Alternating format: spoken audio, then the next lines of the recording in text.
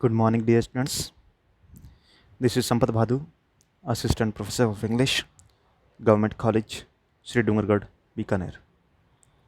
Today, we are going to take up, after finishing the poetry section,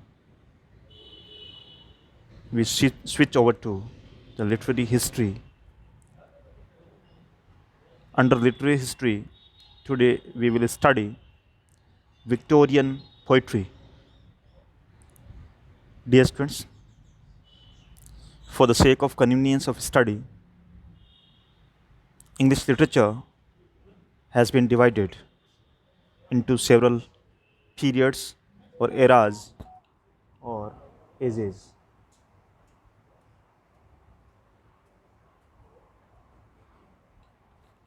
Let's talk about Victorian age.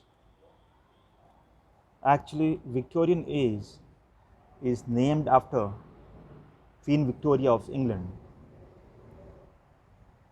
The Victorian period spans from 1837 to 1901.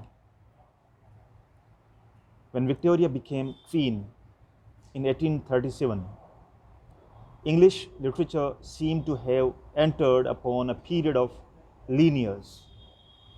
Lean years means fruitless years. In marked contrast with the poetic fruitfulness of the Romantic age, which we have just studied. So, dear students, before this Victorian era, we studied in BA first year the Romantic age. The poets of Romantic age, such as Coleridge, Shelley, Keats, Byron, and Scott, had passed away, and it seemed as if there were no writers in England to fill their places. Wordsworth had written in 1835, like clouds that rake the mountain summits, or waves that own no curbing hand, how fast has brother followed brother from sunshine to the sunless land. In the above lines, the sorrowful spirit of a literary man of the early 19th century is reflected, who remembered the glory that had passed away from the earth. But the leanness of these first years is more apparent than real. Keats and Shelley were dead, it's true, but already there had appeared three disciples of these poets who were destined to be far more widely read than were their masters. Among them, there is Tennyson. Tennyson had been publishing poetry since 1827, his first poems appearing almost simultaneously with the last work of Byron, Shelley, and Keats.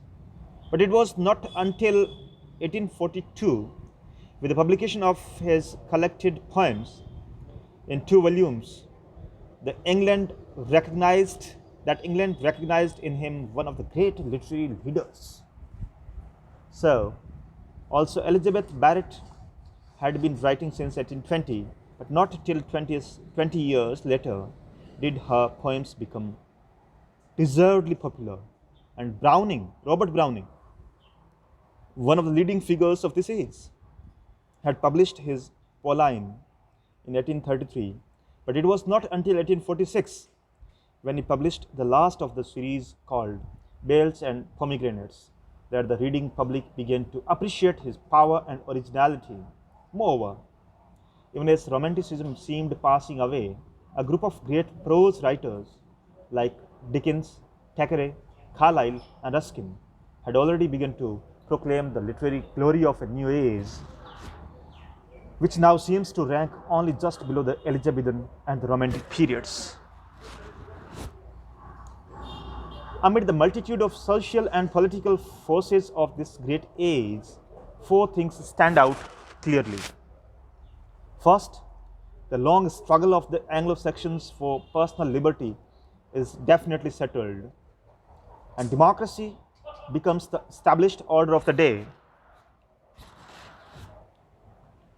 The king, who appeared in an age of popular weakness and ignorance, and the peers who came with the Normans in triumph, are both stripped of their power and left as figureheads of a past civilization.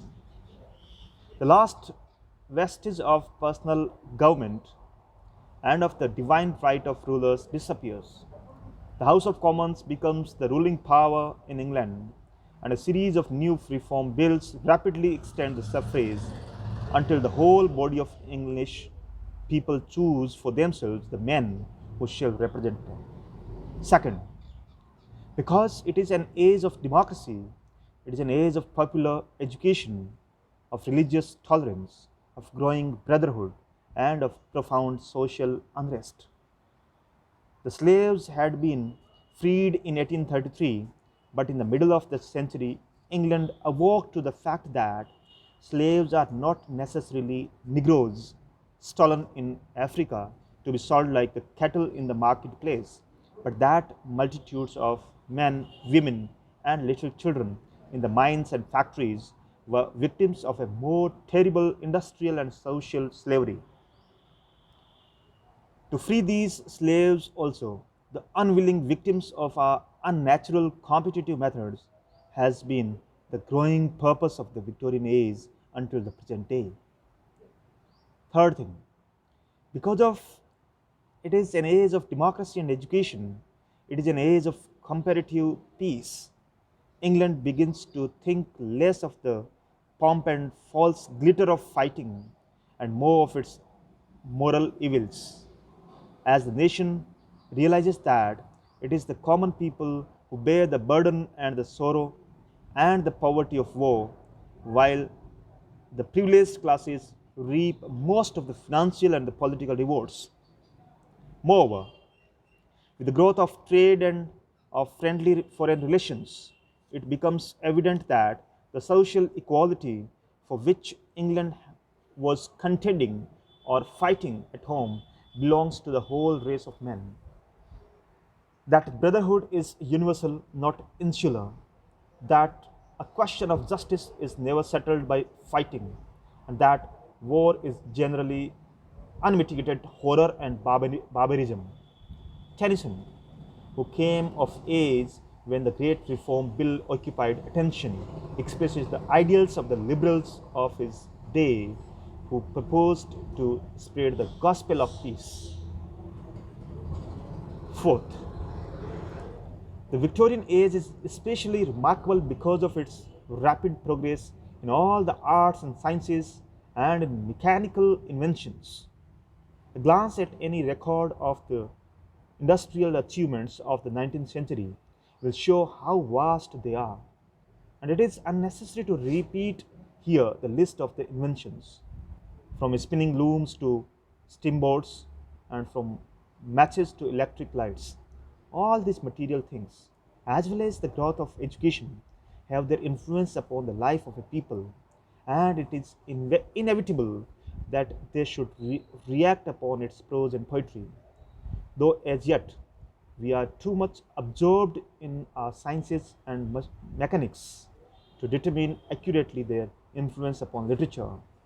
When these new things shall, by long use, have become familiar as country roads, or have been replaced by newer and better things, then they also will have their associations and memories. And a poem on the railroads may be as suggestive as Wordsworth's sonnet on Westminster Bridge, and the busy, practical working men who today throng our streets and factories may seem to future and greater age as quaint and poetical as to us seem the slow toilers of the Middle Ages. Dear students, let's discuss in a nutshell about this Victorian age, or poetry especially. The Victorian age covers the events of the age of Queen Victorian reign from 1837 to 1901. It was an era of social unrest, economic turmoil or disturbance, and political fermentation, means stagnation, witnessing some of the major events of human history: Industrial Revolution, French Revolution, and social reforms initiated by John Howard, Bentham, Romilly, and Wesley. Two factors profoundly affected the literature of this age: the germination of seeds of democratic ideals and the emergence of a scientific temperament or scientific outlook. The publication of Darwin's canonical text infected the poetry with a spirit of scientific observation and philosophical analysis.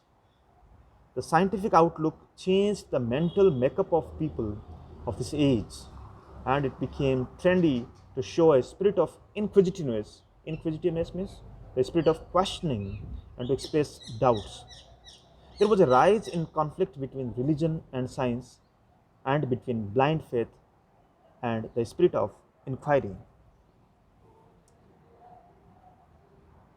The important or most representative poets of the age were Alfred Lord Tennyson, Robert Browning, Elizabeth Barrett Browning, and George Meredith and Matthew Arnold. These are the five major poets of this age, or the representative poets of the Victorian poetry. We will discuss about the works and the studies of their works further of these poets. The chief characteristics of the poetry of this age are: number one, the poetry of this age is rich in, medieval legends, myths, and fables. Number two, it is more realistic and less idealized in its nature and outlook. Number three, it focuses more on urban life and its associations. Number four, it truly reflects the spirit of the age, the interest in science and technology, and an advancement of democratic ideals. Number five, it is rich in imagery and pictorial presentation. And number six, conflicts between religion and science and other burning social issues of the time find expression in it. The most representative poets of this age are, Alfred Lord Tennyson, Robert Browning, Elizabeth Barrett, George Meredith, and Matthew Arnold. Tennyson's chief works are The Princess, In Memoriam, Maud, and Idylls of the King. Browning's dramatic monologues bring out his interest in soul dissection. His important works are Stafford and Pippa Passes. And Robert Browning was the master or the champion of soul dissection or the dramatic monologue. So, Alfred Lord Tennyson and Robert Browning are the fast friends, the contemporaries, and the most towering figures or the leading poets of this Victorian age. So, dear students, today we studied about the Victorian age as well as the Victorian poetry, and tomorrow we will discuss the modern poetry and its characteristics and who were the poets, major poets of modern poetry. Okay, thank you. Have a nice day.